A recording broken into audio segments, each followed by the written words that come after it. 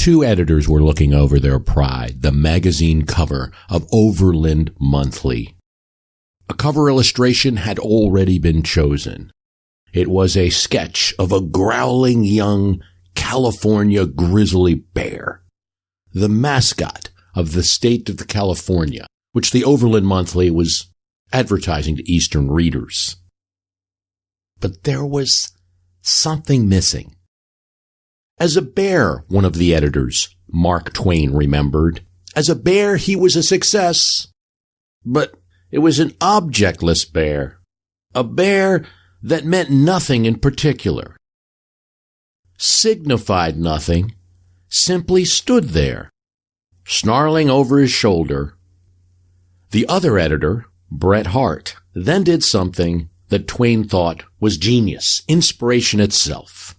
Taking a pencil, he drew two parallel lines underneath the bear's foot, the parallel lines of a railroad track.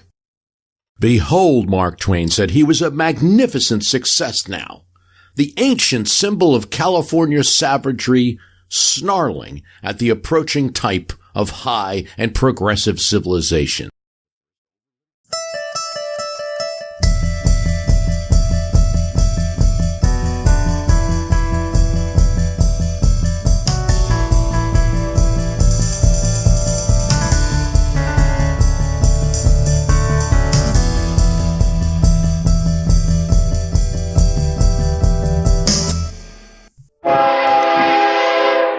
It was a terrific crash.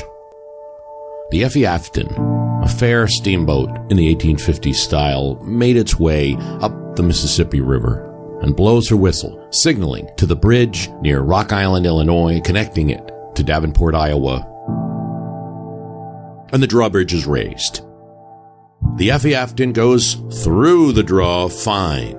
Yet, about 200 feet after, one engine stops. For some reason, the other keeps going, hurling the boat to the right and hitting a bridge span. This might have been okay, some damage, but the impact knocked over a stove in a cabin, and a fire was started, which spread quickly to the deck. In 5 minutes, the boat was gone. The bridge, too, pride of the Illinois Central line, went down in flames. And when it burned, something strange happened. Steamboats that were in the area, did they rush to its aid? No. They cheered its destruction. For they had long harbored a grudge against this particular bridge. It was an impediment they didn't like, and a source of competition, too. The locomotive engines that shipped product across the Mississippi River were taking business away from the steamboats. Captain Hurd of the Effie Afton sued the Rock Island Bridge Company. This bridge had long been opposed and delayed. Rock Island had been a government installation, and among those who opposed the building of a bridge across the Mississippi River was the Secretary of War during the Pierce administration, Jefferson Davis, who sent marshals to stop the construction of the bridge. But the bridge's construction did go on. In the court case that would come, the bridge company would say that the steamboat purposely rammed the bridge. This was not a normal route for the Effie Afton, which usually operated more to the south. The boat company would say that the bridge changed the current's direction, forcing the accident. Each side was well-financed, and what's more, each side was supported politically by the two major camps, might say North and South, those that supported railroads and those that supported steamboats. And the steamboats had a long history. We talked about in the last cast about Mark Twain's reflection on his life in Mississippi. This accident is actually occurring slightly before he became a steamboat captain, so he got into the game late. But there was a romanticism about that. The railroad company knows this. And they know they're going to court, and they're going to have to convince not just a judge, but a jury. And they'll need to find a lawyer who can do that. And they search through their counsels for the man who's not just good at the technical aspects of the law, but that can persuade a jury. Someone with experience in politics. An ambitious former congressman, Abraham Lincoln, is a proponent of the railroad, and he takes the case for the Rock Island Company. One of the cases that will put him back on the political map. By the time of the Rock Island Bridge case, he's firmly established in his railroad bona fides.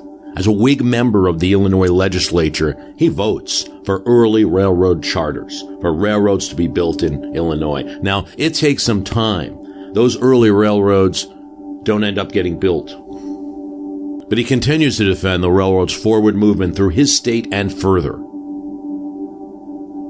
He represents the Illinois Central Railroad as one of its star lawyers, defending the railroad, preserving its right not to be taxed by the county but by the state alone, defending its right not to have to build fences for every farm or rancher that the railroad goes through, making that the responsibility of those farmers, arguing that there's an inherent benefit that the farmers and ranchers get from having a railroad, that it benefits the whole society, that it must be done. Look, he says, of all the people who have been transported west by the railroads, new counties have been established. While we may not obtain tax revenue for one county that exists, it's creating new counties out west. It's building in America. He makes these cases to juries on behalf of the railroads. He takes cases suing railroads too, and in one well-known case, he sues the railroad for payment of his own legal fee.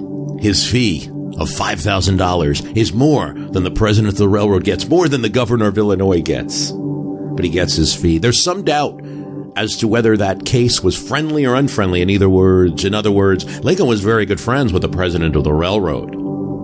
And perhaps the railroad had a number of British shareholders who were watching their books, and perhaps they had to be sued in order to pay a fee like that. Certainly Lincoln represents the railroad after he's collected this fee, and there's a story from his law partner, William Herndon, where he's counting piles of money from the railroad and says, "See, William, this is what you've always wanted, going after the corporations." But for the most part, Abraham Lincoln was a pro-railroad lawyer. And he was not alone.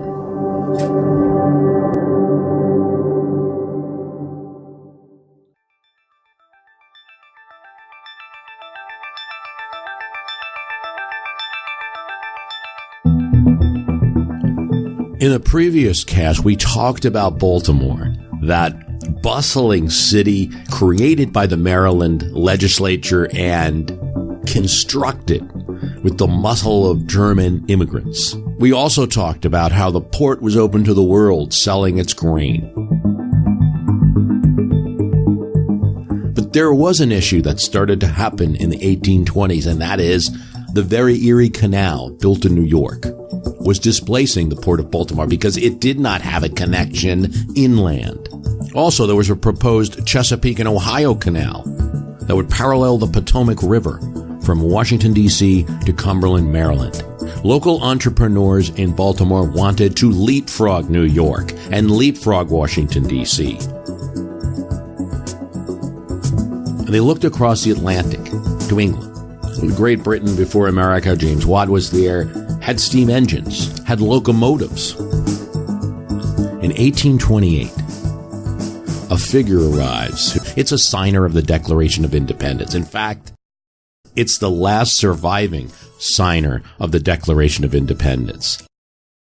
Charles Carroll of Carrollton got together a group of investors, of local businessmen, to fund the Baltimore and Ohio Railroad. And he himself broke its ground, a signer of the Declaration. Its objective was to connect Baltimore with the Ohio River and the West, and that would make it, using this new technology, better, perhaps, than the Erie Canal. But animal muscle was no match for the long distances and mountainous terrain that would have to be traveled. By 1830, the Baltimore and Ohio Railroad had extended its track from Baltimore to the village of Ellicott Mills, 13 miles to the west. The railroad was ready to test its first steam engine. and they get an offer from an engineer, Peter Cooper of New York. So in 1830, a bright summer's day full of promise, investors and local business people and dignitaries pile on to an open car pulled by a new contraption, which had to look strange. It looked like almost a stove boiler that was no bigger than the operator himself, pulling wheels. It was appropriately named Tom Thumb. Peter Cooper, the inventor, was at the controls. No one else would know how to operate such a thing at this time. Passengers were thrilled to be traveling at the unheard of speed of 18 miles per hour. And they get to Ellicott City, Maryland in just an hour. But on the return trip, something happens.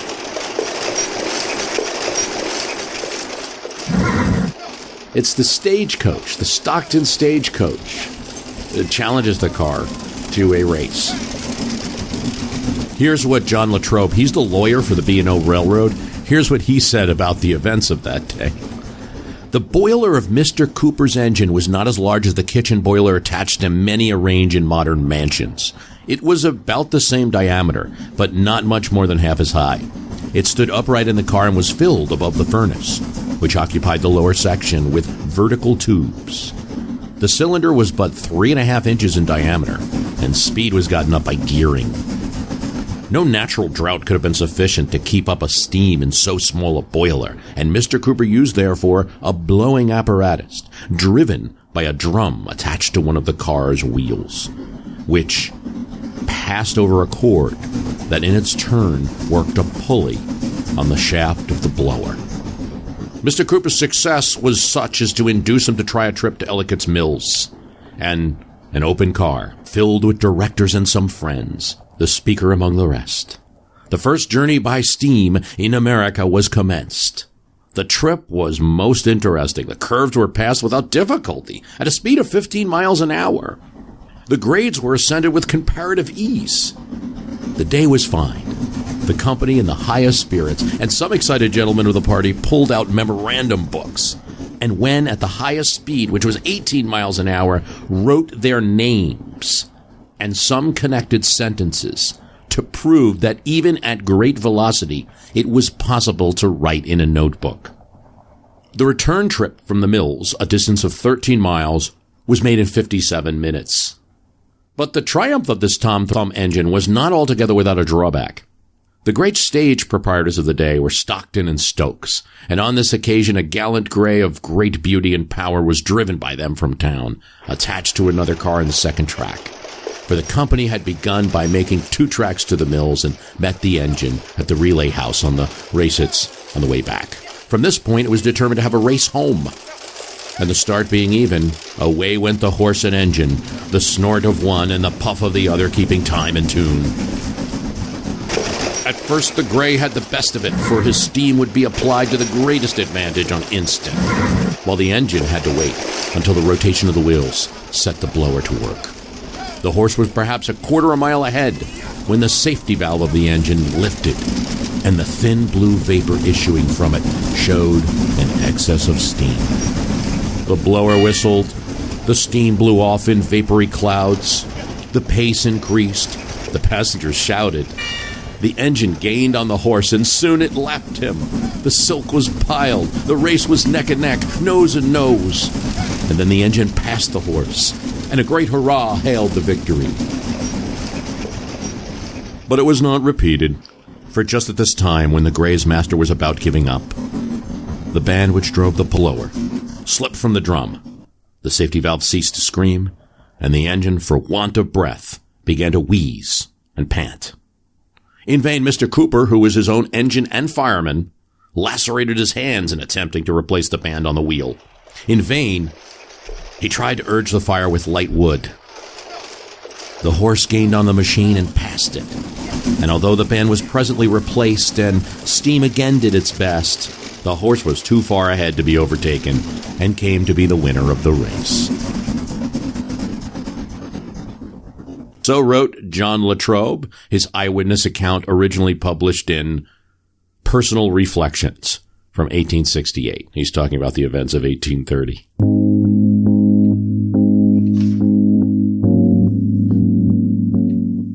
The railroad was all upside in the 1850s. Harriet Beecher Stowe in Uncle Tom's Cabin noted how unsophisticated places were those where there were no railroads. Ralph Waldo Emerson expresses the joy of riding the railroad. Men and trees whiz by you. The very permanence of matter seems compromised. It was an instance, riding the railroad, of natural magic. Man no longer waits for favorable gales. Oh, how the world has changed from the era of Noah to that of Napoleon.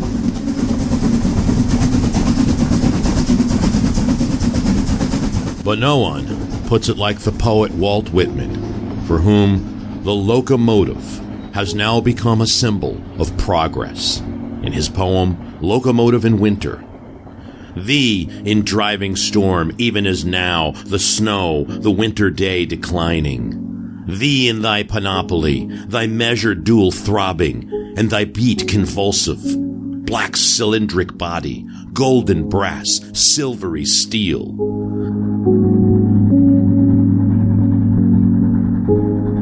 See, forget that vision we might have now of these old trains, You got to remember it's the 1850s. These are new, sleek machines, the sleekest things they've seen in machine form, moving, and there aren't yet tracks everywhere.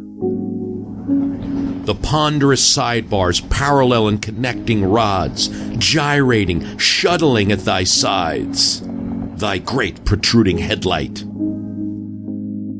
It's no coincidence that railroads will coincide with social change, bringing in settlers quickly from New England to make the Northwest Territory mostly free. Wisconsin, with settlers brought by the railroad or brought close enough by the railroad, burst the Republican Party at a time of railroad expansion. And that many a Republican politician is funded by railroads, also by the related industries of steel and coal, of which the growing Republican Party will be supporters of tariffs for. That the 1860 platform of the Republican Party calls for a national transcontinental railroad. Thy train of cars behind, obedient, merely following. Through gale or calm, now swift, now slack, yet steadily careening. Whitman is telling you, this is nature harnessed. This is progress in steel. This is industry put to good use. Whitman is America's greatest proponent, and here America is stronger than nature itself. And for the Illinois lawyer and later president, which Whitman will also capture in poems, his whole life is about those railroads. I mean, forget Twain and Hart's California Bear. You could draw a sketch of Lincoln and put those two penciled-in tracks behind him, with a locomotive perhaps. As a young Whig, he votes for state railroads, and as we discussed, secures for them ability to travel.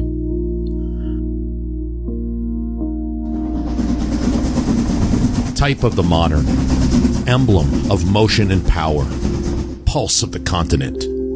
By day warning the ringing bell to sound its notes, by night thy silver style lamp to swing, fierce-throated beauty. Whitman is a train partisan, as is Lincoln.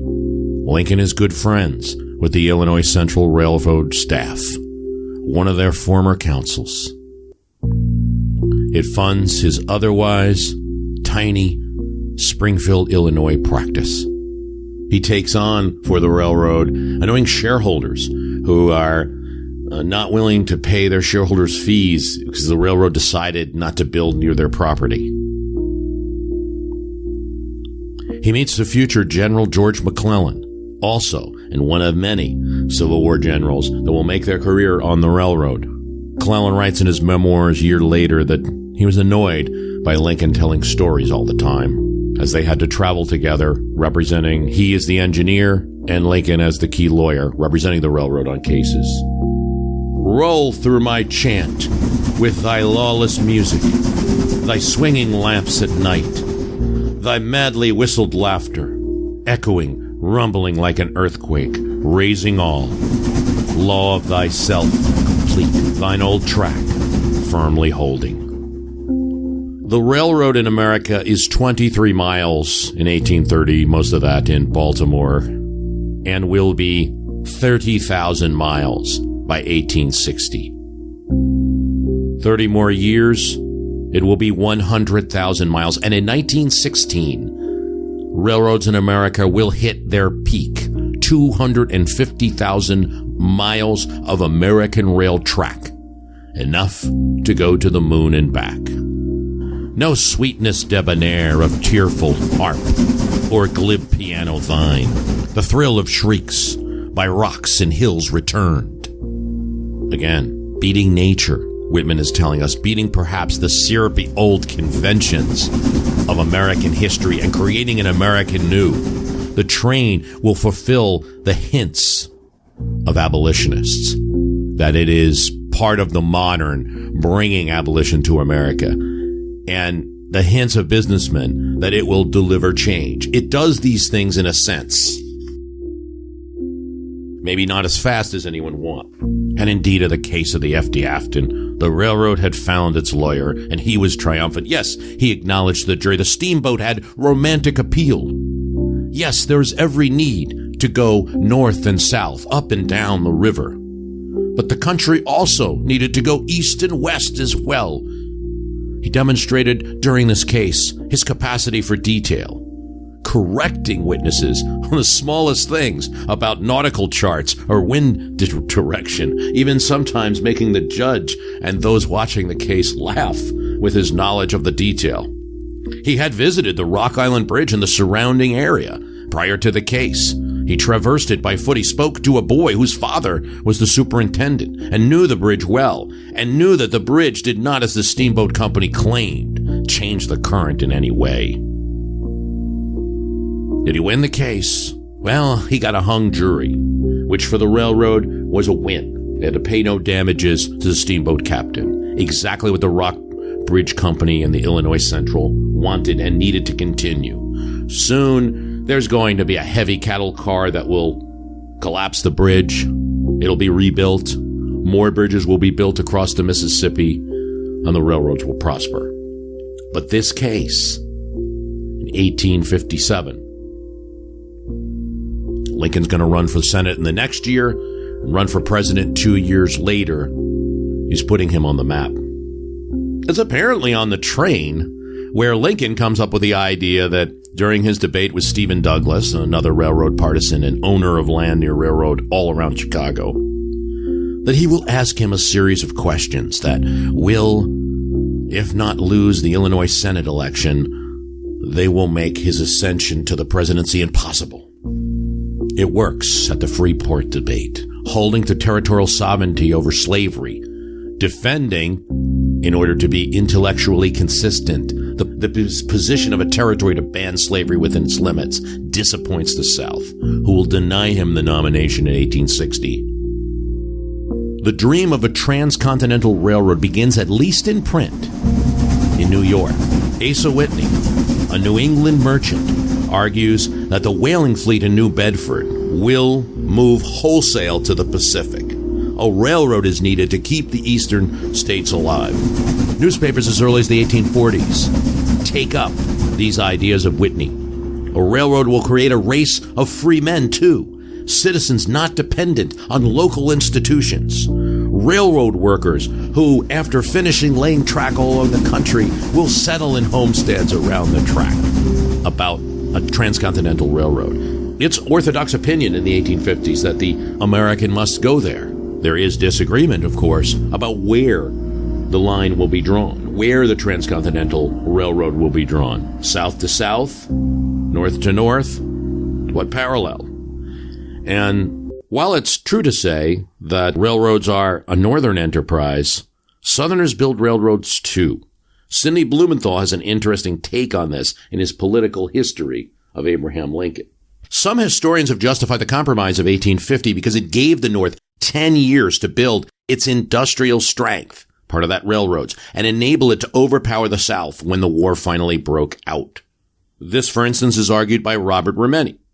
who says that the South did not have a railroad system by which to move men and material to the areas where they were most needed. Rationalizing the actions of politicians on the basis of motives and thoughts they did not have, and events that were not or could not be predicted, as though those debating the Compromise of 1850 were preparing for victory in the Civil War, is, according to Blumenthal now, an illogical omniscience. The facts present yet another difficulty. It was not just North and West that rose, while the South was hardly as industrially developed as the North over the coming decade. It was not an isolated pastoral ideal. 1/3 of the growth in the nation's railroad was in the South, largely built by slave labor, linking together the Cotton Kingdom and weaving it into the economies of New England and New York and London. More than 3/4 of Southern railroads depended on slaves for operation. Railroads made possible the exponential increase in the value of cotton and slaves and strengthened the slave system measurably. Through the new technology, slavery became more intrinsic than ever to the unprecedented growth of international capitalism in the decade of the 1850s. The South supplied more than 3/4 of the cotton for the textile mills of England that employed perhaps 1/4 of all English workers, and that was the basis of half of England's exports. The price of cotton rose continuously over the next decade, the 1850s, making the South the richest section of the country and its aristocracy the wealthiest. Southern slave-grown cotton was the nation's leading export. It powered textile manufacturing revolutions in both New England and Europe, and paid for American imports of everything from steel to capital. In addition, the demand for labor in southwestern states like Mississippi, Louisiana, and Texas drove up slave prices and land values throughout the South. The spiraling value of slaves translated financially into an almost limited source of collateral, mortgages, and derivatives, had a multiplier effect on Southern investments, including in railroads. Back to Whitman. Launched over the prairies wide, across the lakes, to the free skies uppent, and glad and strong. In its wake, the railroad changes the geographic and human landscape, and it creates things. It creates towns. The very small hamlet of Terminus, Georgia, 30 residents, has its name changed when a railroad is proposed there. The city of Atlantica Pacifica, named after the railroad company, serves its main purpose as a train connection to the city of Chattanooga, also a town greatly enhanced by railroad travel. Soon in the 1850s has 6,000 residents, a bank, newspaper, a freight car factory, a theater, and a medical college. It is the center of commerce from the South to the Midwest. The city of Pittsburgh, Pennsylvania, almost made irrelevant when the National Road bypassed it, almost. After the War of 1812, the city builds river bridges and a turnpike to Philadelphia and a canal. In 1835, it becomes a locomotive builder. The McClurg Wade and Company of Pittsburgh builds the first. By 1851, Pittsburgh is connected to Cleveland by rail, and in 1854 to Philadelphia by rail. By 1857, it had 939 factories, 10,000 workers, 400 steam engines, and consuming 127,000 tons of iron. Far out west, and after the Civil War, a Union general saw in the short grass prairie with mountains of rock, so red the Spanish called it amagre, he saw a good place to form a resort, and he founded Colorado Springs on the rail line. How could anyone look at these mountains and not be elevated to higher purposes? He built a hotel, gardens, and soon had so many tourists from the East, but also from Britain, that the town was nicknamed Little London. At the turn of the century, Catherine Lee Bates was so inspired by the summit of nearby Pikes Peak that she penned the song, America the Beautiful. New ways of living. You could now live away from the city center. Railroad suburbs are formed in various cities, including Pittsburgh, Chicago, New York.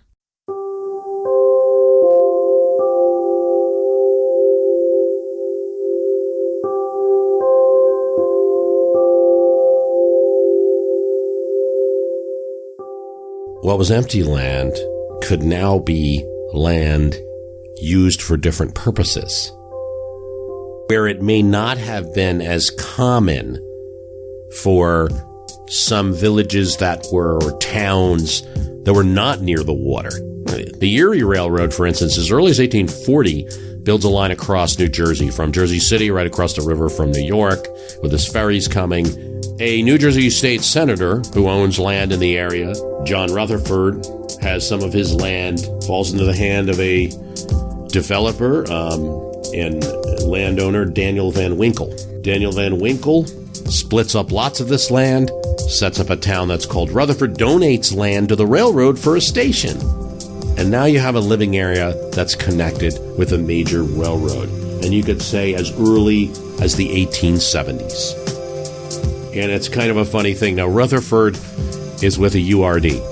But by the time a post office opens in Rutherford, New Jersey, they spell it FORD. Well, Rutherford B. Hayes is the president. So there's some thought that maybe that's the reason for the change. One of many examples of railroad suburbs. You have the Western Addition neighborhood of San Francisco. Yonkers, White Plains, and New Rochelle are developed in New York entirely for living. Now made a reality with train lines. Radnor, Bryn Mawr, Villanova off the main line in Philadelphia. Chicago has Riverside, Illinois, which is designed as a planned community. There are several of these. Nothing is more dangerous than assuming that all of society has the same opinion. We talked in the last episode about how Henry David Thoreau expounded on the rails as a negative force, that every acre of land in America will be plowed over with steel. Charles Francis Adams, the son of John Quincy and contemporary to Lincoln, his diplomat to Great Britain, said that the railroad was an enormous, incalculable force, practically let loose suddenly on mankind, before it may have had time to consider questions. His life, just like Lincoln's, is immersed in the railroad, in the development of the railroad. By the time he dies in the 1880s, America will be a country where 200 million pounds of fruit and vegetables a year are shipped east from California. Nathaniel Hawthorne, seeing the railroad coming on, writes his own satire on the Pilgrim's Progress, hints of a journey to hell, with the passengers traveling by train. While other cities were trying to use this new railroad technology to leapfrog New York, New York City wasn't without its own railroad efforts. This from the excellent book, Gotham, A History of New York City to 1898 by Burroughs and Wallace.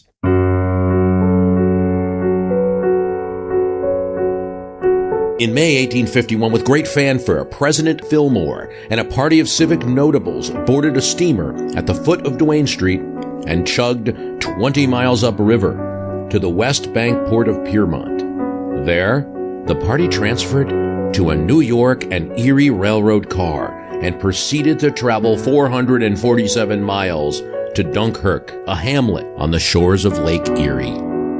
An ecstatic Common Council hailed completion of the long-delayed line as emphatically the work of the age. Incorporated in 1832, the New York and Erie had not only survived the bankruptcy of most of its original backers, but its engineers and immigrants' laborers had contrived to run a double track of 6-foot gauge over a major mountain system. The economic significance of this linkage was manifest to all. Director William E. Dodge said, "The Empire City and the Great West, the Atlantic Ocean, and the inland seas are, by this ligature of iron, made one." A second force of engineers and laborers was driving the Hudson River Railroad within sight of Albany, having laid 144 miles of track along the bank of the Hudson. Like the Erie, the Hudson Line had overcome more than natural obstacles, including the opposition of powerful Hudson River steamboat operators. Roused by the threat of a rival road out of Boston, the legislature assented to a charter for the Hudson Line. By 1851, it was scooting passengers from New York to Albany in less than 4 hours, against a 7.5-hour ride by steamboat.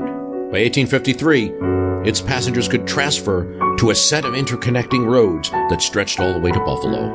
Moreover, the Hudson Line ran directly into Manhattan. Its cars rolled down 11th Avenue to a massive depot covering the area between 30th and 32nd Streets in the city. The arrival of the railroad on the city's west side, coupled with the increasing preference of steamships for the Hudson River docks, pulled vast numbers of dry goods merchants across town. By 1855, speeded by a city-engineered program of street widenings, some 200 warehouses had been erected, many handsomely designed in the latest Italianate mode, with white marble or brownstone facades. Rents and prices doubled in 3 months, quickly driving out groceries and boarding houses. From the old worm of decay, exulted the Tribune, flutters forth the gorgeous butterfly of wealth and beauty.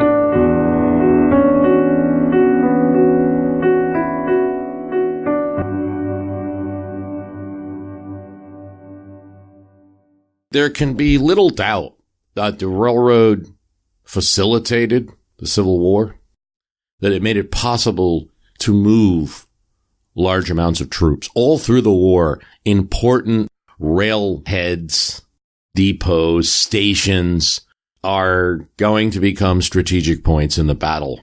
And it's very important for both sides to be disrupting rail communications and traffic. Here's from the American Railroad Journal of January 10, 1863, after reviewing the state of the northern economy and summarizing factors contributing to it. The result or present condition of commercial affairs is, so far, much more favorable than most of the sanguine venture to predict or even hope. The great test of national prosperity or soundness, an abundance of all the necessities of life, and an active employment of our population was never better fulfilled than during the past year. This is 1863, during the war. The enlargement of the Erie Canal, completed in 1860, was a most opportune event. The value of this enlargement cannot be overestimated. There are now in the loyal states 23,140 miles of railroad, costing $966 million. During that war, the Pacific Railroad, dreamed about in papers of the 1840s, now starts. More than ever, it's seen that it's time to unite the East and West.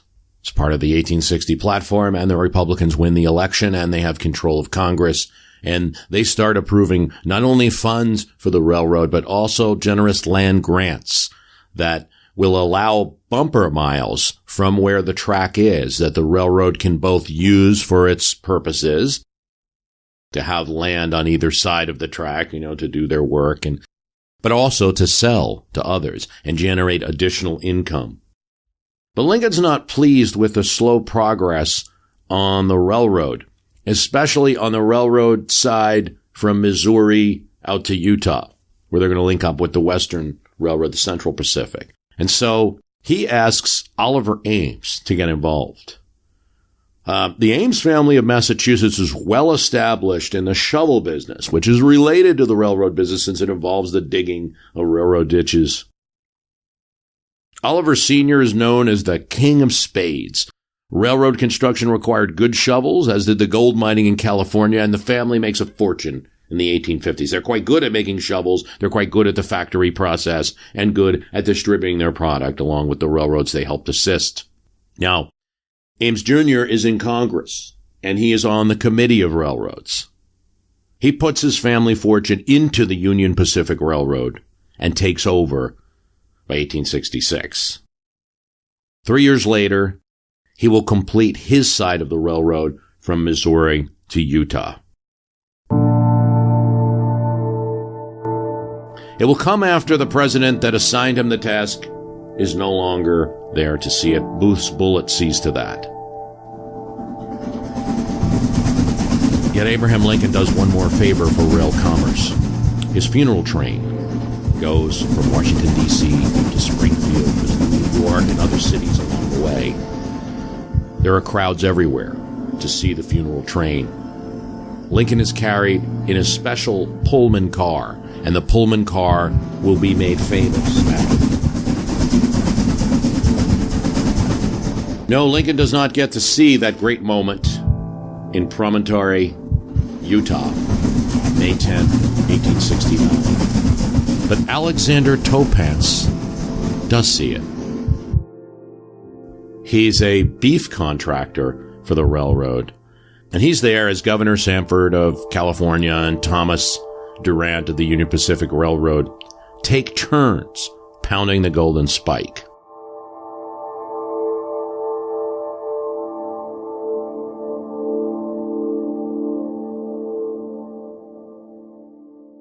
In the last 100 feet of railroad construction, as the two railroads were about to meet, Topance said, he grabs a shovel from an Irishman who is digging and shovels some dirt just to be able to tell about it afterward. It was a hilarious occasion, Topance said, due to the arrival of a train with supplies, including whiskey. And everybody had all they wanted to drink at the time. California furnished a gold spike, Nevada a silver spike. Governor Sanford picks up the hammer to drive the gold spike in, and he misses it. What a howl went up, Topance said. Everybody yelled with delight. He missed it. Yee. The engineers blew the whistle and rang their bells. Then the governor hit again and this time tapped the spike. And the telegraph operator sent a signal to New York and to San Francisco so bells could go off in both cities and crowds could cheer there. The president of the Union Pacific then took the hammer, and he too misses the spike, and everyone laughed again and slapped everyone else. When the connection was made, the engineers of the Union and the Central Pacific Railroads ran their engines up until their pilots touched. Pictures were taken. Then there were speeches, Topance said, but I don't remember much of what was said. There was an abundance of champagne.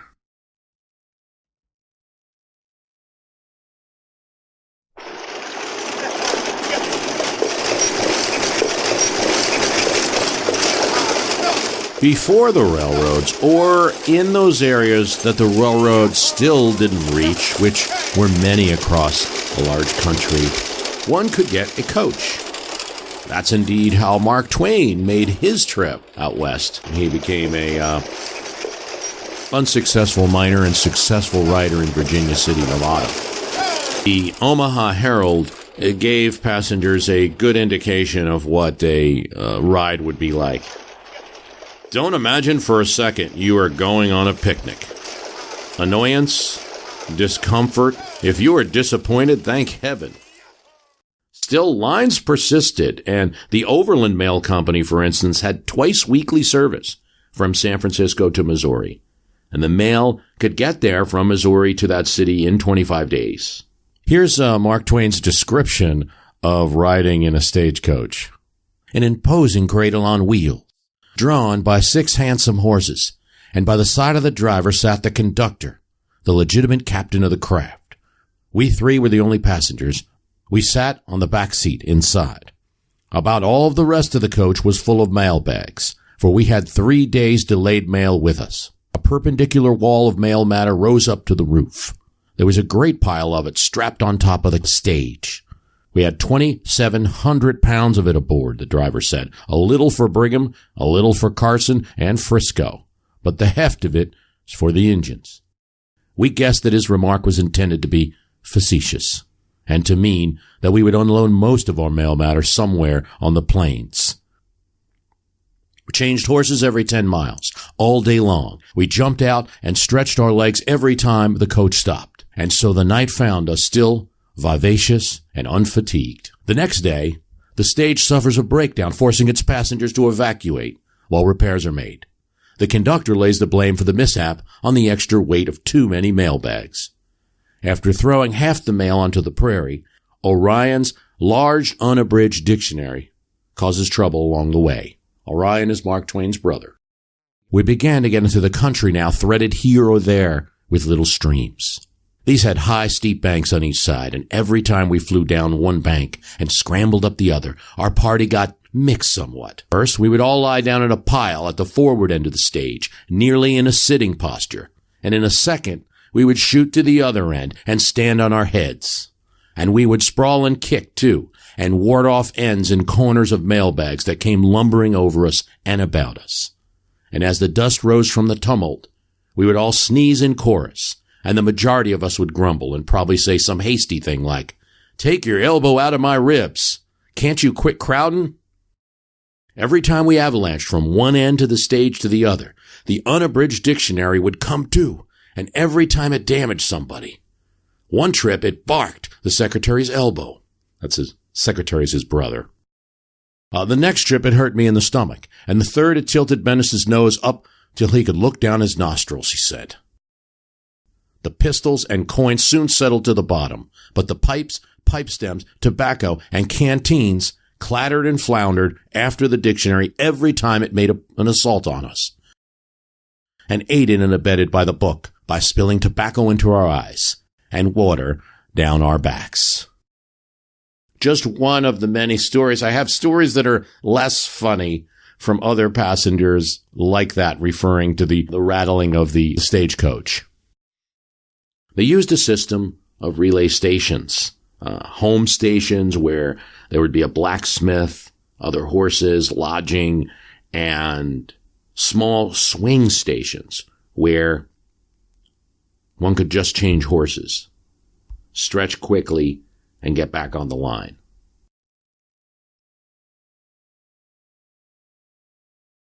Abilene, well, at this time a place with no name at all, was one of those home stations.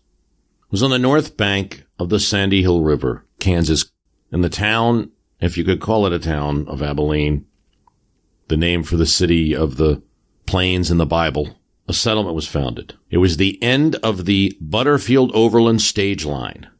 And Timothy and Eliza Hersey got a contract with the stagecoach line to feed the coach passengers and employees as they came through. They built 2 log houses here, a log stable, a corral for horses, advertised as the last square meal east of Denver in the coach company advertisements. Soon, more people joined the Herseys. A hotel was built, a general store. Well, really Old Man Jones's house where he sold whiskey. It was easy because Congress had passed during the Civil War the Homestead Act, which allowed residents to acquire land, register with the land office, and develop it. Residents saw statehood for Kansas coming and quickly built more log houses in this settlement and laid out a plan. The legislature rewarded their efforts. Abilene became the seat of Dickinson County, Kansas. By 1864, they had a post office and a real general store. But still it was described as a small dead place, 12 log huts, low small rude affairs, 4/5 of which are covered in dirt, not one shingle. And then, in 1867, the Kansas Pacific Railroad came to town. So did a Chicago livestock dealer who saw the potential. Joseph McCoy saw that Mud Creek, Sandy Hill River had lots of water and lots of grass around, great for cattle, and the railhead that was going to be built. McCoy put his own money in, built a stockyard and a hotel, the Drover's Cottage. And then he sent circulars, flyers out all over Texas. The war had clamped down on the cattle industry. There were no markets east, but there were cattle breeding in Texas. There was a huge surplus, 250,000 cattle that could not be sold locally. And at the same time, the Philip Armour meatpacking plant developed in Chicago. They needed constant supply, and they'd pay. What could get you $2 a head during the war was now $40 in that Chicago market. $10 million market waiting to transact. In less than a year, the log cabin, tiny village saw 35,000 cattle and also cowboys. They had fat wallets and they wanted to spend. They averaged, 16 to 26 years in age.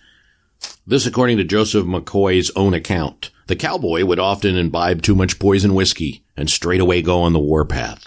Mounting his pony, he's ready to shoot at anybody or anything, or rather than not shoot at all, would fire up into the air, all the while yelling, as only a semi-civilized being can.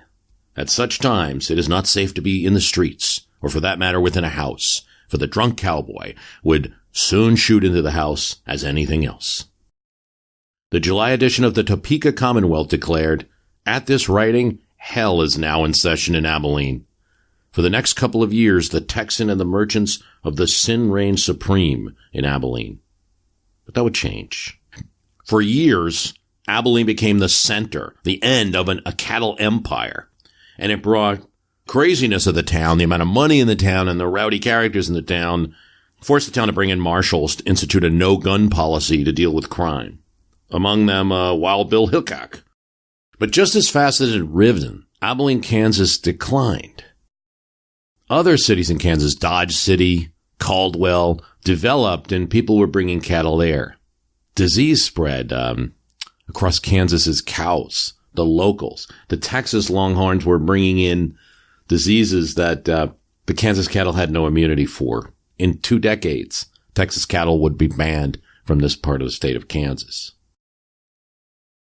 The 520-mile herd drive was taxing, and all well and good in the lean and hungry post-Civil War days. But in Texas, residents were eager to drop the need to take to the rail. The small army post of Fort Worth saw an opportunity when a railroad came. So great was their vision that when the rail line wasn't connecting to the town, the citizens themselves completed a connection from Fort Worth to that rail line. 36 miles of track laid. Fort Worth, usually the first stop for the drovers who are going on the way to Abilene, Kansas, now became the Abilene, now became the railhead where cattle would be sold and shipped via the railroad. It was a gigantic operation. 2,600 cattle pens, each holding 20 heads of cattle, is bigger than anything that Abilene could have dreamed of. So great that it became that Fort Worth became known as the Wall Street of the West. And in 1902, great vaults were held in the city to hold all the money. The Fort Worth stock yards are still there, and every day you can see a cattle parade if you're so inclined. I have participated in that.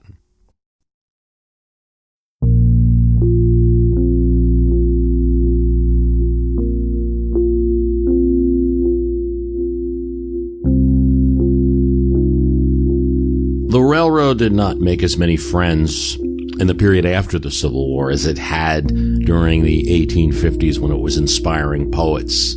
Many blows the railroad suffered, including scandal, depression, and violence. The first blow that comes is there's this hotshot company that from 1867 to the early 1870s is the hot stock of the New York Stock Exchange, making absurd profits. And it's called Credit Mobilier. It's revealed in the articles of a newspaper, with a source being a disgruntled shareholder, to be owned by the same major shareholders and officers who own the Union Pacific railroads.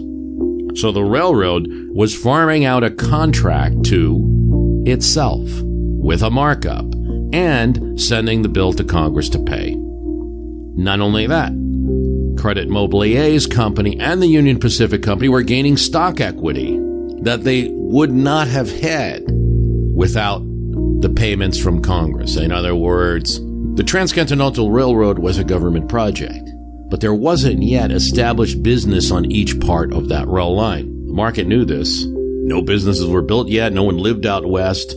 The only money came from the government contracts. And so the Credit Mobilier Company receiving the contracts from the Union Pacific Railroad was a way of disguising the unprofitable business of the Union Pacific. Now it was a scandal. And Oliver Ames, previous hero of the Transcontinental Railroad, will become Hoax Ames and will be censored by Congress. The Union Pacific, you have to look at that Transcontinental Railroad as kind of the man in the moon moment of the 19th century. Oddly, it happens 100 years before put a man on the moon in the 20th century. But now it's like NASA had filed for bankruptcy, right? The key railroad behind it is now filing for bankruptcy. Stock holders in Credit Mobilier and in the Union Pacific are losing what they had. But it's worse. It will turn out that several congressmen, deeply entrenched GOP House members, have been bribed in order to keep the scheme quiet. The lack of transparency and ownership is the same owners between the Union Pacific and Credit Mobilier. They will be bribed with stocks in Credit Mobilier, which are very valuable things. They are also bribed to vote for more funds for the Union Pacific Railroad, which will find its way in the very stocks that they own. This scandal, among others, during the Grant presidency will end up in a change of party control of the House. The Democrats will take over the House in 1874 and investigate more and bring up more scandals. It'll also lead to a party split within the Republican Party, liberal Republicans and your regular stalwart Republicans, and a popular vote for the Democratic Party candidate Samuel Tilden in 1876. It will also lead to disastrous results for the careers of many, including James Blaine, Speaker of the House.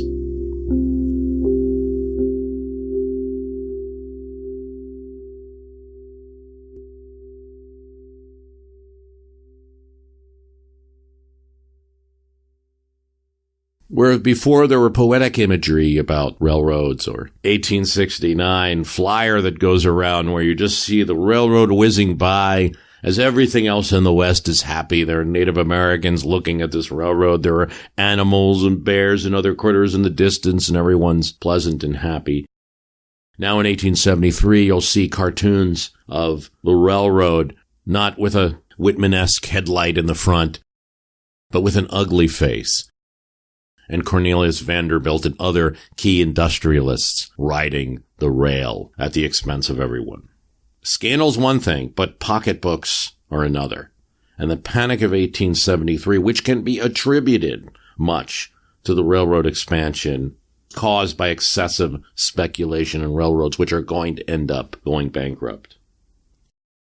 18,000 businesses will fail during the Panic of 1873, or what's called the Long Depression in Europe or globally. Estimates of 1 million jobs are lost. Iron and steel production down 45%. There's two things that happen. Railroad workers are unemployed, so there's a surplus of labor. And railroads are facing financial difficulties in operating, so many close, and so they're looking to cut wages. The result will be fire. Pittsburgh, July 23rd, 1877. From 7th Avenue, along the railroad track, nearly to 32nd Street, a distance of about 2 miles, the destruction of property is complete. Nothing remaining but indestructible material. Passing along this long line of the fire, the scene presented a most desolate one. A 3-story freight office was gutted, while an adjoining freight depot and Adams Express building were in ashes. Of the huge grain elevator, a conspicuous feature of the junction of Grant, Liberty, and Washington Streets, only the lofty smoke stack and fragments of the foundation walls remain. Eastwardly to the outer depot, and for 3 square miles, nothing remains of the hundreds of freight and passenger cars, but the wheels and other iron work. Men employed in working the rails, the trainmen, refused to work, refused to allow substitutes in, and refused to allow any mail traffic out. It was not something limited to Pittsburgh. Philadelphia, July 18th, 1877. The Baltimore and Ohio Railway strikers are in full possession of the line at Martinsburg and westward to Ohio River on both branches, the strike having extended to Wheeling, Grafton, and elsewhere. All goods traffic is entirely stopped. Reading, Pennsylvania. Large crowds gathered at the scenes of last night's affair. About the same time, several companies of the 4th Regiment marched down to Penn Street.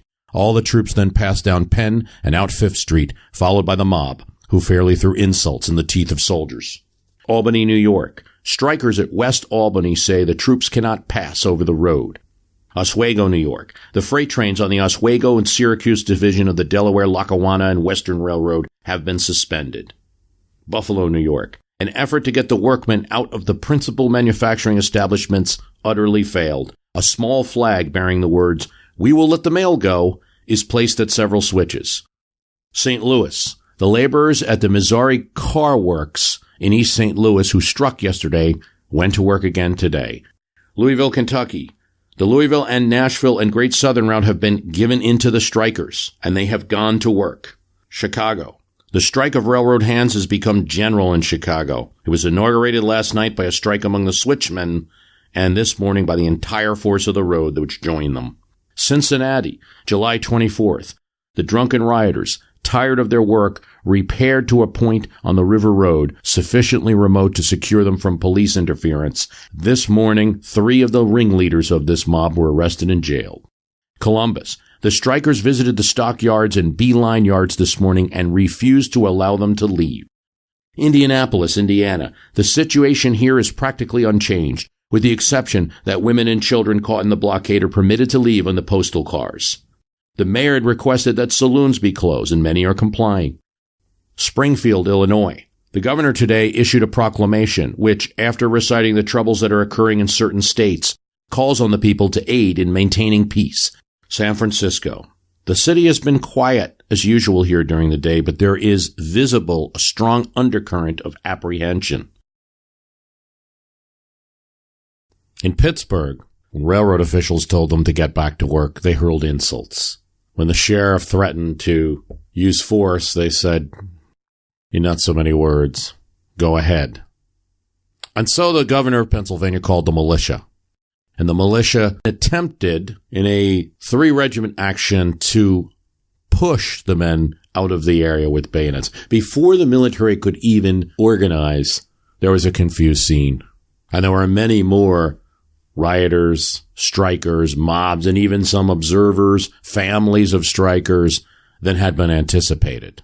The line between where the military was and where the mob was began to blur. Here's this according to the commander in testimony later. I told them they must leave the tracks. A large crowd was congregating, standing on the cars. There was in the neighborhood of 1,000 to 2,000 railroad cars sitting there laden with goods. We pushed on, headed by the sheriff and his posse. When we got to 28th Street, there was a dense mass of humanity, men, women, children. I could not see where my subordinate colonels were. I went out to find them. The crowd, as they saw me, pointed me out, hurled insults, hurled threats, and said things only a low man would say. The mob pushed through our lines and struck one of our soldiers with his fist. I grabbed the man and pointed him out to the sheriff. This is a man who will make trouble. You must arrest this man. Finding my other regiments, I found that many of the other troops had dispersed, laid down their arms, or left. I found the tracks in Pittsburgh occupied, the troops outnumbered, and I went to the telegraph office to ask for reinforcements. As I did, it must have been the sound of the telegraph. It must have been the steam from the train cars. I could not hear, but there was a large disturbance. My first sign that something had gone on is looking out the window, and I had seen a young boy being carried off on a stretcher. I was told that that boy had just fainted given the heat and the humanity of the moment. But then I saw several other dead and wounded being carried away. Then I got my first report. There was musket fire. The mob had rocks, pieces of iron, and pistols, and they were hurling it at the troops as they moved forward with bayonet. The militia volleyed without orders and cleared the tracks. The men, tired, then took refuge in the roundhouse, where the most valuable railroad property was held. They set up their artillery and 2 Gatling guns, but orders were never given to use these Gatling guns on the mob because of the fear that it would just lead to more violence, that would lead to deaths of innocents and more violence, though many of the men in the roundhouse were urging them to use it. Supplies were cut off, and by dark, all the windows were shattered, and 2 sentries were shot. Soon the roundhouse was set on fire, and the militia was forced in a retreat while being shot at by various pistols and rocks hurled at them. Pittsburgh was exceedingly violent, and 61 people would die in 1877 there, the most violent of all cities. So violent that some of what I'm reading comes from a House report, because the House of Representatives special committee sat in the Orphans Court in Pittsburgh to gather all the witnesses they could to find out just what had happened. Once the military retreated from Pittsburgh, strikers set fires that razed 39 buildings and destroyed rolling stock. 104 locomotives, 1,245 freight and passenger cars were destroyed. How could they pull off something like the Great Strike of 1877, even not successful? How did all that occur? And they didn't just start organizing in 1876. In reality, the system of organization among trainmen began during the time of the Civil War. As early as 1864, train engineers were organizing. In Hornellsville, New York, a small town, but a big important railroad junction, we have that the engineers here organized as early in 1864, though some organizations may have preceded even that, as evidenced by strikes there in 1854 and 1856. They possessed a hall, met weekly, and provided for members beneficial and social needs. Conductors there organized in 1874, firemen in 1876, and local firemen held major national offices for the first 3 years of the National Brotherhood. Really, it was established from this area. The railroads became, within a few decades, the largest employer outside of agriculture and required large amounts of capital investment to keep going. Thus the risk. Speculators fed large amounts of money into the railroad industry. Abnormal growth was caused, overexpansion perhaps. One of these capitalists, J. Cook, found that his firm went bankrupt, like so many other banking firms, because a disproportionate share of depositors' funds were invested into railroads. The overexpansion of the railroads is seen as a key cause of the site. It also creates the nexus for this very action of strike to develop. And things happen on both sides as a result of 1877. Union organizers organize more.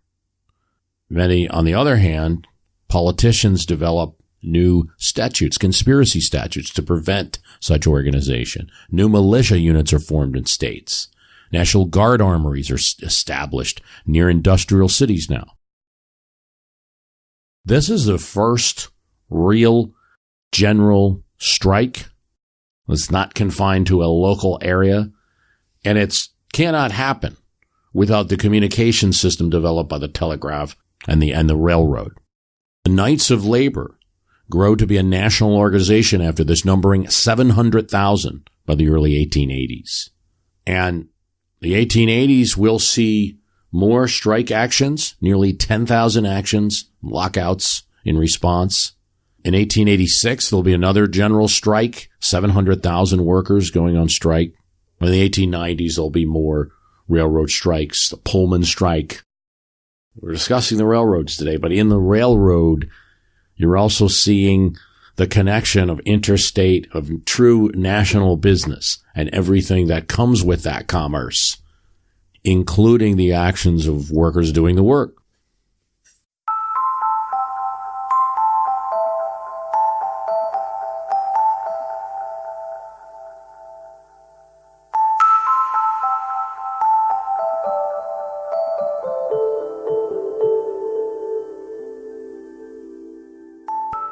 It was a railroad scam. You might say early spam. Makers of manufactured goods would send products to retailers via the railroad that they had not ordered. Or they'd send them more than they actually ordered and hope that they didn't return them when the when the retailer contacted them. Hey, I didn't order this. Want to return it? It's like, okay, well, look, for us to save shipping costs, why don't you just take this discount on the item and keep it? In reality, the discounted price was the actual price of the item. But a jeweler, Edward Sturgeson of Chicago, knew better, and he refused this shipment of watches that came to him, and they sat in the office of the North Branch, Minnesota office of the Minnesota and St. Louis Railroad. And it caught the eye of an enterprising young man, a telegraph operator, who told the wholesaler, "Wait, the retailer won't take this back. Give me a discount and I'll sell them." Now, it's a telegraph operator, right? So which one is this? Carnegie? Is this Edison? No, it's yet another one. There are several. I told you, these are the entrepreneurs, high-tech entrepreneurs of the 19th century, telegraph operators.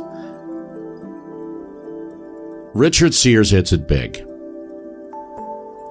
Watches are something that bring a look of sophistication in the 1880s, urban sophistication. Someone who has it together. They know what time it is. And he'll sell those watches, many of them to other telegraph operators. 2 years later, he sets up a printed mailer selling watches with a 6-year guarantee. The mailer was blazoned with the words, R.W. Sears and Company. It's no threat during the 1880s. After all, retailers and department stores were well established in various cities, and so are various general stores out west. And Sears is only selling watches. But before Sears printed his mailer, he did something else. He placed an ad for somebody who could fix watches. Alva Roebuck, a frail man from Lafayette, Indiana, was not very good at business. He didn't have the salesmanship that Richard Sears had. He fretted about details, but he knew how to fix watches.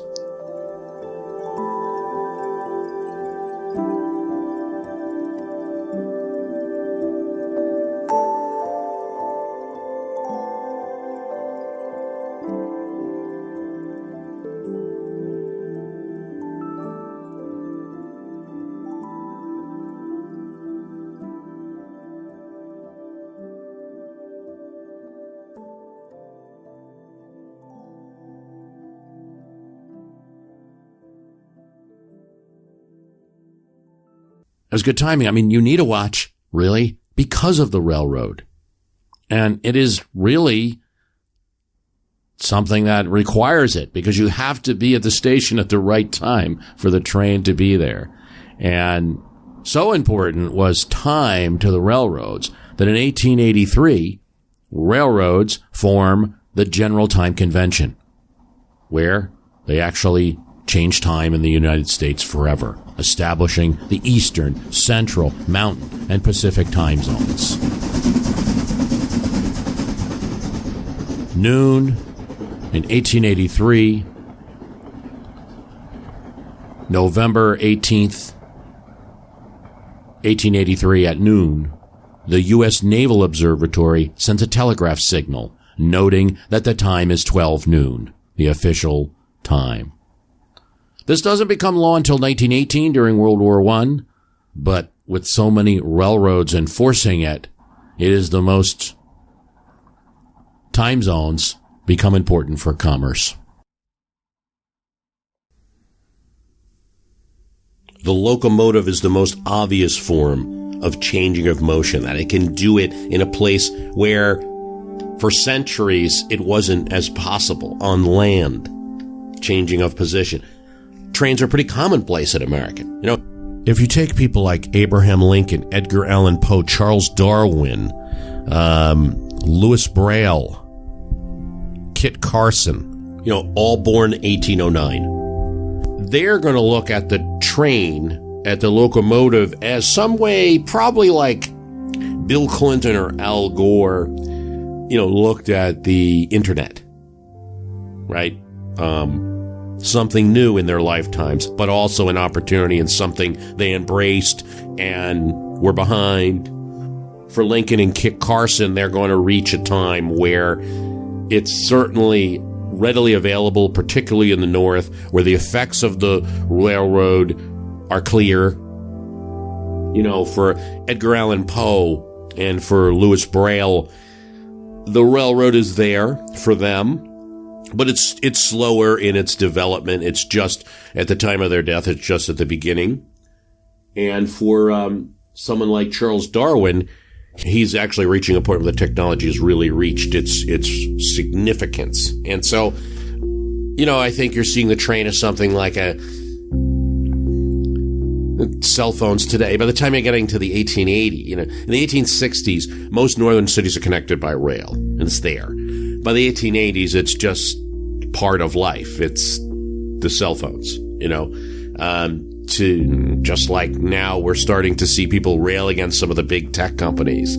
There's no longer this kind of youthful amazement at Facebook and Twitter and things like that. Isn't it amazing we can all talk to each other? You know, we should think about it sometimes. I will, you know, look at what I'm doing here. I'm talking to you just as hundreds, thousands of other people can do with their casts. But put that aside. So by the 1880s, you know, this is common. And when we think about that, there's a larger concept, and that's simply speed that has changed. The 1880s, the 1890s see a movement towards this, voluntary or not. And there's competition, for instance, between Britain and Germany for the building of fleets of great new battleships. And just like development in military and space tech go consumer, you know, the Tang effect, so did things back then. So when the German steamer Kaiser Wilhelm de Gross beat a British ship, a civilian ship, for the record in crossing the Atlantic Ocean, the British were on a mission and put government resources behind it and built a new ship, the Lusitania. It could reach 25 knots, and by 1907, it beat the record. But the White Star Line figured they'd do something really special with the Titanic. And they pushed its captain to higher and higher speeds. Never mind the fog, never mind the ice. But focusing on these two infamous ships may occlude the point that we're making here. It's not just about a few reckless companies or aggressive countries. For one of the Titanic survivors, for instance, writing an article afterwards, he felt the public was to blame. Everyone was pushing for faster voyages, quicker trips. And this is what we got. A Chicago bishop warned against the insane desire for speed. George Bernard Shaw and Joseph Conrad are among the writers at this time condemning reckless speeds. A popular novel predicts a giant ship that is so advanced it was unsinkable. But it would end in disaster. And that ship's name was Titan. And the novel was written in 1898, years before the sinking of the more famous non-fiction ship. Despite these critics, speed was just part of the culture in the 1890s. Everything had to be faster. And reading the excellent Stephen Kern's The Culture in Time and Space, a book that I've read often in between podcasts and haven't gotten much of a chance to talk about on one of the casts. We find that people were warned of getting bicycle face because in the 1880s, bright bikes with pneumatic tires were built. These bikes were faster than the old models. People were moving faster than ever before. A popular novel about bicycling talks about a new world as a couple goes on a bicycling trip. No one had seen the French countryside this fast as the perception voyage that a fast bike could deliver. The bike is not two things like man and horse. It is the body with faster legs. In that French novel, the two couples that go on the trip in the countryside are just changed by the speed. They don't see the world in the same way. And they end up swapping wives and husbands. Well, it's a French novel after all. 3,000 automobiles are in France by 1902. And we'll see automobiles be all the rage in the aughts. Still, there are laws on the books. In Britain, the law, to give you the sense of the old world, the law had limited any vehicle to 4 miles per hour, any vehicle. And if there was an automobile and there was a man on foot, the man on foot must lead. That was repealed in 1904 for a 20-mile-an-hour limit. A German historian noticed something about the 1890s, too. More watches were being worn. Richard Sears had discovered this, much to his happiness, in the 1880s. 12 million in Germany were imported. That's a lot. And now, time mattered. 5 minutes mattered. At work, stopwatches were used to time tasks to make factory workers go faster. These techniques led to faster millwork, better building, new brick scaffolding techniques, and a new term, the speed boss, whose job it was to ensure that the golden commodity of time was not wasted. We talked about in the last cast about the development in the beginning of the first American true factories, where everything's being done in one place, where tasks are divided. Well, now we're taking a closer look at perfecting it. We're 50 years or more beyond that now. We're trying to perfect it now, making sure that each worker is not just doing one task, but doing it quickly according to the clock, and measuring it, not just when they come in the morning, although that certainly is measured more harshly now than ever before, but how they're performing each task and reminding them and correcting them and having managers come over to correct their performance. It's not entirely bad, though in most cases it is, I think, for that worker, because there are some theories out there that you also have to remember to give workers their time off. So even that's being measured more than ever before. But you can bet most employers weren't thinking about it that way. There's a new development, the watch book. Because some managers who are the speed bosses are realizing that if they're holding their watch there and people are looking at them, it's going to, decrease the morale in the factory. Well, all you have to do is bury the watch within a book. So it just looks like you're looking at a book and taking notes. Not at all intimidating. This quest for speed is reaching the art, too. I mean, you're seeing the beginning of movies. And the movies initially are trying to shock audiences with really neat stuff because it's what they have. They don't have great dialogue yet. So you see like a cable car coming right at you in some of these films, watching Niagara Falls and the fast water moving. Painters such as Umberto Boccioni's, he's capturing this. There's futurism where you're seeing, if you look at Boccioni's dynamism of a soccer player, you see the foot, the ball, the motion is all one, captured as stationary object. And it's amazing. In music, ragtime, a new form of syncopations developing in Mississippi, taking off everywhere in America and Europe. Scott Joplin changes rhythm in his Maple Leaf Rag. Walter Lippmann says, "We make love to ragtime, and we die to it." Henry Adams rages against the speed in 1907. We are all now irritable, anxious, we're afraid. Even in the steampunk world, the overload of trains, underground trains, pneumatic mail tubes, the churn of motor vehicles, elevators, ticking watches, just too much. But far be it from me to make too much of a connection between this need for speed and the politics of the time. But I do think, and it's not my philosophy can beat up your politics or something like that. It's not a history of philosophy.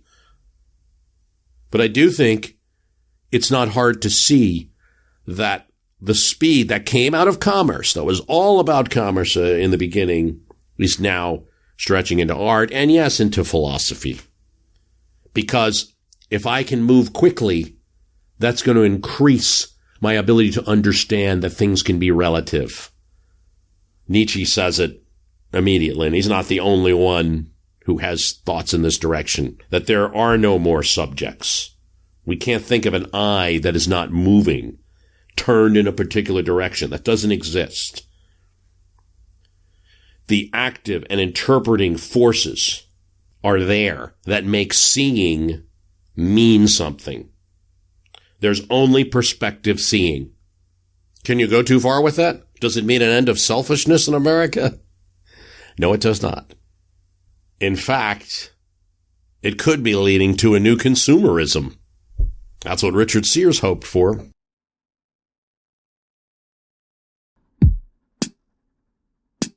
And so in 1897, hundreds of thousands of mailers would have arrived to various homes with Consumer's Guide, number 104 from Sears, Roebuck & Company, the cheapest supply house on earth. Our trade reaches around the world. Big picture of the globe there. The policy of the house, with a picture of Lady Justice next to it. It is the policy of our house to supply the consumer everything on which we can save him money. Goods that can be delivered at your door anywhere in the United States for less than they can be procured from your local dealer. We aim to illustrate honestly and correctly every article. We employ no agents. Our terms are alike to all. Our employees are instructed to treat every customer at a distance, exactly as they would like to be treated. Along with instructions about our prices, about our reliability, our terms, freight shipments, mail shipments, how to order. Fill out closely all the blank spaces on our order sheet, as shown in filled out sample order blank on page 9. And if you do not have an order sheet, closely follow these instructions. Write your name clearly and distinctly on any piece of paper. Many people forget to sign their name. In such case, the order has to be held till the consumer complains. Give your post office name, also street address, shipping point, and then say what country and state. Say from what catalog ordered, and always give the catalog number and price of each article wanted. This is the 1897 Sears, Roebuck & Company catalog. I have it in my hands. It is giant with the index. It is 786 pages. And where does it begin? With coffee, of course. Where else? Crushed Java coffee, chicory and coffee essence, special blends, coffees green and roasted, coca shells, coca, pure ground spices, pepper, black, pepper, double sifted, allspice, cloves, ginger, Jamaica, African ginger, mace, nutmegs, canned vegetables, succotash, white wax beans, pumpkin, lima beans, Illinois corn, tomatoes, best grade, plum puddings, can openers, jelly tumblers, mason fruit jars, stove polish, a full and lasting lustrant, Bragg soap, biggest cake and best value for the money ordered, syrup and molasses. We sell syrup and molasses at lowest wholesale prices. Just think, you can buy 5 gallons of syrup, keg and all, for about $1. The drug department, nerve and brain pills, rheumatic cures, Dr. Barker's blood builder, nature's most wonderful remedy for destroying poisons in the blood and building up a pure, healthy blood, no matter how diseased the system is. Tobacco habit cure, liquor habit cure, system builder and lung restorer, orange wine stomach bitters. Here's one. Universal wolf tooth forceps for extracting wolf teeth. Length 9 inches. Machine bolts, stove bolts, flathead stove bolts, lag screws, iron washers, carriage bolts, blacksmith's bellows, anvils, bench drills, pipe vise, gas pliers, bargains in men's coats and vests with odd pants to match, bicycle suits, men's smoking jacket with the finest quality and material. Here's what the people say. Dear Sears, Roebuck & Company, dear sirs, the clothes are at hand and are perfectly satisfactory. I thank you for your promptness and honesty, and I will do all I can for you. Gents, I received the clothes the 28th okay. They are a good fit. I am more than pleased with them. I think you will hear from me again. Brownie suits for children, special bargains for boys from 4 to 14 years of age. Always state age of boy and say whether large or small of his age. Do we have hats? Why, of course we do. Many men have many notions. We have a notion that you will like our hats, if you will but try them. Driving hats, USA Cavalry hats, Grand Army hats, the Citizen's hat, Pasha hats, the bike hat, buckskin felt sombrero. The national flag, made of all wool bunting. Popular fiction in special binding, the most readable works of the best authors, all bound handsomely. Open circuit batteries, electric bell outfits, dry batteries. Call annunciators. Call annunciators are arranged with bell, complete, and have a hand which points to the number indicating the portion of the house or other place from which the call originated, also used for burglar alarm purposes. The Czar Pocket Camera. The cheapest camera ever sold. Even though this little instrument is offered for less than $1, it is a complete and practical working camera. The case is covered with a black leatherette, which is most excellent imitation of Morocco. The demand we have for telephones has so largely increased of late, we have been induced to give the matter special attention. The improved long-distance battery telephone of the regular Bell telephone style, with a solid oak or walnut case. Our $125 piano, a regular $300 instrument. Hopkins & Allen automatic hammerless double-action revolver. Consider our price and our cash discount, our 3%, also our liberal terms, and the fact that this revolver will be sent by mail on receipt of 22 cents. And for when going hunting, how about an oil-tanned horsehide suit? Tennis bats and rackets, tennis balls, boxing gloves. This glove is made of the best select French kid. Football inflators, baseball mitts, baseball is 2 words, fencing gloves. Whitley exercisers. The Whitley exerciser consists of a pure gum cable, many strands, covered to protect it from the weather, with adjustable handles and swiveled attachments, running over 3 absolutely noiseless and adjustable cone-bearing pulleys, so arranged as to be readily suspended in various positions on small hooks attached to the door jamb. Here's what it says in introduction to this book, which was put together by Chelsea House Publishers. Again and again through these 700 diverse pages, the reader is exhorted, sought, entreated, and begged to take advantage of the bargains clogging the warehouses in Chicago. And the prose these appeals are couched in provides an interesting contrast with today's merchandising methods. There is, for example, the sexy approach, typified by this appeal. We are naming such prices as will bring out many a dollar that has been hidden away in a stocking. Then there is the fiscal ploy, inspired, no doubt, by the current activities and the current politics. This is coming out in 1897. You just had the 1896 election. You can talk about free silver and free gold, but wherever high prices prevail, there is little freedom of any kind of money. It's such prices as are named in this book that loosens the money market.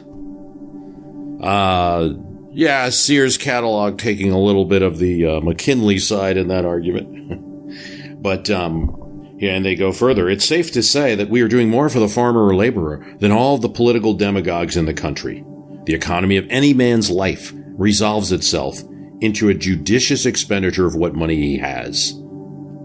There's an argument to be made there, and this is one of the reasons I'm discussing the commercial history of the United States, so to speak, in the Arc of Commerce series. And, it's interesting. I mean, at one hand, what's a Sears catalog doing? It's just somebody trying to make some money, and they figured out a clever way to do it that worked for a lot of people. But, I mean, I think also you look at and you think about it, and what was the situation of an average person before such a catalog and operation existed, right? What was their life like, and how was it improved by this service? One of the things I didn't have time to talk about is the Woolworth stores, which is a similar premise, starting at a similar time, where they're starting these 5-cent stores across the country. And a big innovation that we just take for granted today is that prices were named. And in the Sears catalog, it's the same. Prices are named, so you know what you're getting. If you went to a department store in the 1880s, 1890s, very often you were going to find that you're dealing with a sales representative. They're going to name a price. It could be different from the person before them. You don't see the prices. You're not shopping, you're being sold to. And many people didn't like this. And so it's in both retailers, Sears and Woolworth, I think you see that, yes, political causes, can lead to better life for people. But there's also commercial factors too. And something like an innovation in that business, like a Sears catalog, provided changed lives, provided more freedom, more happiness in quotes, and things. There could be other issues. People maybe spent too much. They could have driven smaller businesses out. They were, to some extent, the Sears system was using freight rates that in some areas might be made artificially cheap. So they're using a bit of free riderism. So there's all sorts of issues and problems that you see in that. At the same time, great service. One of the items in the Sears catalog was the Edison phonograph. Now, Mr. Blaine, as you've been nearly around the world, I'll take you around the world on the phonograph. I'm not charged you anything. This is from Alfred O. Tate, Thomas Edison's associate and private secretary. On one of these occasions, when I was sitting beside him, he passed a clipping over to me in which was referred to as a scientist. And then he said, "That's wrong. I'm not a scientist. I'm an inventor." I'll take you on the steamer, cannot steamer to Liverpool, and from Liverpool to London. Faraday was a scientist. He didn't work for money. Said he didn't have the time, but I do. I measure everything I do by the size of a silver dollar. Edison was not a mathematician. He had a method of his own of solving mathematical problems. His lack of knowledge of the science never seemed to be a handicap. His mind seemed to be a light on the answer in one swift flight, which perhaps he himself could not explain. I recall one of Edison's empirical experiments. He wanted to find a solvent of hard rubber. Science had not discovered it. Theory was helpless. So he resorted to empiricism. He had a storeroom of scientific chemicals that was complete. He immersed in vials containing one of each of these chemicals a small section of hard rubber. I do not recall how many there were, but it was an impressive collection. Later on, I asked him how the experiment had turned out. "I got it," he said.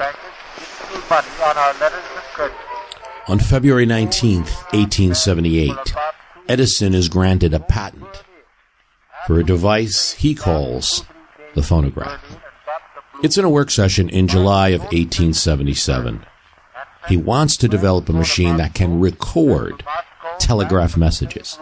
Okay, so he has done many innovations to the telegraph. He has been able to do tickers through the telegraph. He certainly doesn't invent the telegraph. That's before his time. But as an operator of the telegraph, he does invent a 4 multiplex, sending 2 signals forward and 2 signals back at the same time. He invents that. Now he wants to record telegraph messages. They're stuck on their progress to make this machine. They record those telegraph clicks onto paper strips. Then, on a summer evening, during a brainstorming session, Edison threw out the idea, perhaps, a voice. If we're going to record clicks, maybe a human voice can be recorded. After all, Alexander Graham Bell had patented the telephone already. This is not something Edison invents. Edison proposed attaching a needle to the back of a diaphragm in a telephone. And then that needle would inscribe the vibrations created by talking onto a moving strip of paper. They shifted their efforts, and within an hour, had a device. Speaking slowly, Edison recited, "Mary had a little lamb," into the mouthpiece. When they pulled the paper tape back across the needle, they heard, "I," speaking through the mouthpiece. They were close. Several hundred duplicate cylinders, so other people could hear what you say. Goodbye, Edison. The first midnight recording session lasted until dawn as Edison's team worked on various configurations. They replaced the paper strip and rollers with tinfoil wrapped around a cylinder. And Edison thought there might be a commercial opportunity to sell his phonograph as a dictation machine that businesses could use. He demonstrated the invention to editors from Scientific American magazine in December 1877. The resulting article prompted demand for it, and he created one of many companies. By the turn of the century, they're going to have to try to consolidate all of these Edison companies. The Edison Speaking Phonograph Company with investors. But it takes about 10 years until Emil Berliner, German immigrant living in Washington, invents a disc recording system, the gramophone. The Sears catalog is published up until 1993. And in 1994, Sears sells its iconic building in Chicago. That same year marks another moment. The first sale of a book on a website called Cadabra.com, soon to become Amazon. What became of Alva Roebuck? Well, he sold out in 1895 and gave Sears the right to use his name. I do hereby give the said Sears, Roebuck & Company Corporation full right, authority, and privilege to use said name of Roebuck in their corporate name. And for that, he got $25,000, a fair amount of money in those days. He didn't like the 7-day work week that Richard Sears could put in. He did later become president of Typewriter Company and got involved in motion pictures and did, fairly well. Richard Sears retires in 1909, dies in 1914. Others take over the company. Roebuck unfortunately gets involved in some Florida real estate and loses most of his money in the 20s. He's forced to go back to the company that he started with, Sears, Roebuck & Company, now owned by other people. But they employ him as a kind of traveling morale booster. He goes to visit stores throughout the Great Depression and writes a history of Sears. He dies in 1948. But one thing he says is, Sears made $25 million, and now he's dead. Me? I've never felt better.